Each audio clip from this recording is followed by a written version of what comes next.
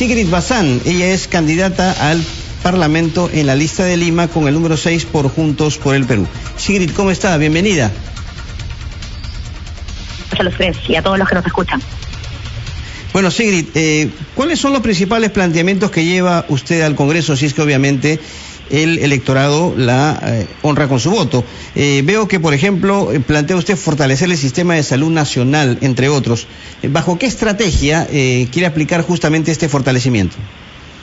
Sí, es una gran pregunta y la verdad creo que ahí partimos de uno de los mejores diagnósticos que existen. Estamos viendo las noticias todos los días y tenemos ya un pico de 314 muertos por día, la cifra más alta durante la pandemia. Nosotros creemos que aquí una de las principales discusiones, más allá de los puyazos, más allá de los ataques y de las estrategias, incluso ahora que estamos a finales de la campaña, tiene que ser generar consensos, lo escuché también en el bloque anterior, generar consensos sobre el tema de salud.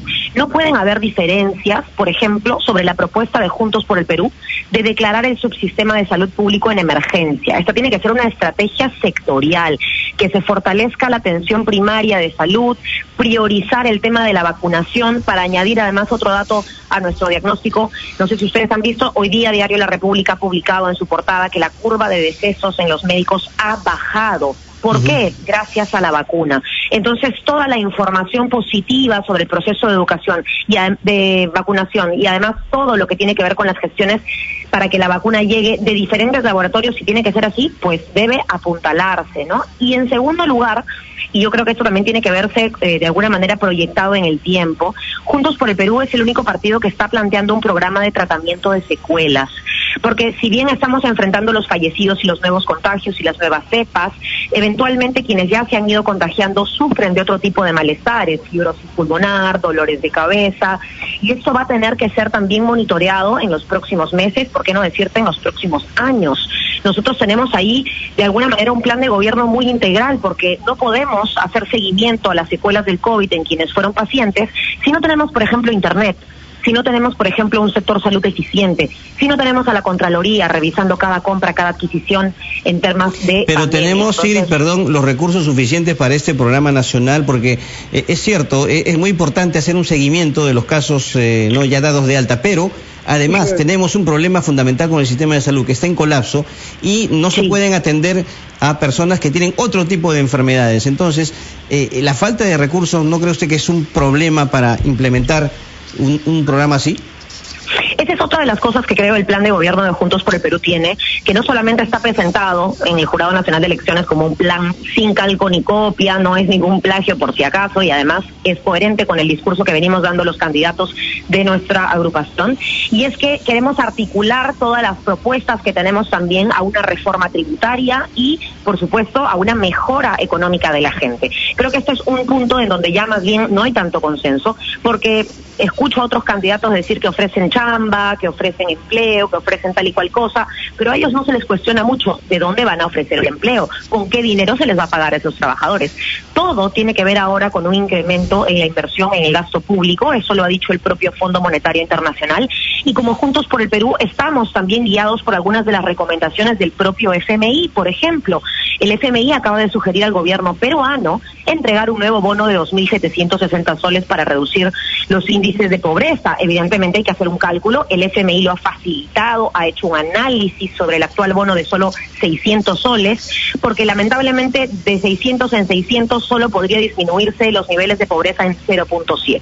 Y eso claramente deja a la gente sin salud, sin recursos. Sí, hemos comprendido su énfasis en este plan económico, pero me interesaría regresar al tema del consenso al que ha hecho usted referencia inicialmente, pero he visto que ha hecho declaraciones sobre esto en varias oportunidades, diciendo que reconoce que hay puntos en los cuales hay consensos posibles en planes de gobierno de otros partidos y de otros candidatos. ¿Podría ser un poco más específica sobre cómo y con quiénes conseguir esta mayoría parlamentaria que dé gobernabilidad a nuestro país? Bueno, esa es una gran pregunta y para que toda la audiencia lo sepa también, yo hablo como candidata al Congreso y hablo también como ciudadana. Y nosotros hemos visto que año tras año o periodo tras periodo el Congreso ha sido más un circo, ha sido más un centro de pelea, un cierto de pelea entre los congresistas, de cosas o alusiones personales, y creo que ya se ha perdido bastante tiempo en eso. Entonces yo he escuchado de diferentes partidos, te mentiría porque no tengo los planes de gobierno impresos en este momento, pero sí he escuchado que hay partidos que, por ejemplo, tienen consenso en luchar por una ley o por implementar mejor la ley de personas con discapacidad. Sí, el tiempo es tirano, pero yo quisiera no dejar de preguntar. El Congreso, evidentemente, lo que se ha previsto es que haya una representación bien fragmentada de distintos partidos políticos. Dentro de la izquierda, incluso en la oferta, hay algunas cosas en las que coinciden todos ustedes, que es cambio, en algunos casos, el modelo de la Constitución, pero es la izquierda más conservadora la que está eventualmente teniendo una mayor presencia, es decir, allí es donde parece que colisionan y no podría haber acuerdos entre ustedes.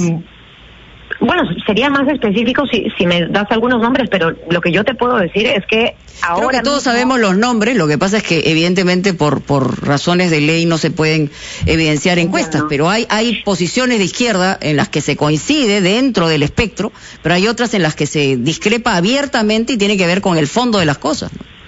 Sí, a mí me da mucha pena, por ejemplo, que hayan personas, vamos a hablar, digamos, en ese mismo término o con esos mismos términos, que hayan candidatos que dicen ser muy de izquierda, que dicen incluso estar dentro del conservadurismo de izquierda, pero se oponen a cosas tan básicas como esta reformulación, esta distribución de la riqueza, ¿no? Al impuesto, por ejemplo, al gran patrimonio, que nosotros como Juntos del Perú sí planteamos y sí estamos seguros que es una forma de que el Estado tenga más recursos para la gente que hoy ha caído en pobreza. 6% más de pobreza en el 2020, Mónica, tiene que ser un problema. Y finalmente, para terminar, sí quisiera decir en esta respuesta que estamos seguros de que el Perú ha despertado, estamos seguros de que la gente está identificando a Verónica Mendoza como la única opción de derrotar a mafias que ya han estado en diferentes espacios del Estado, gremiales, etcétera, y por eso también estamos bastante contentos y seguros de pasar una segunda vuelta. Bueno, muy bien, muchísimas gracias a Sigrid Bazán y vamos de inmediato con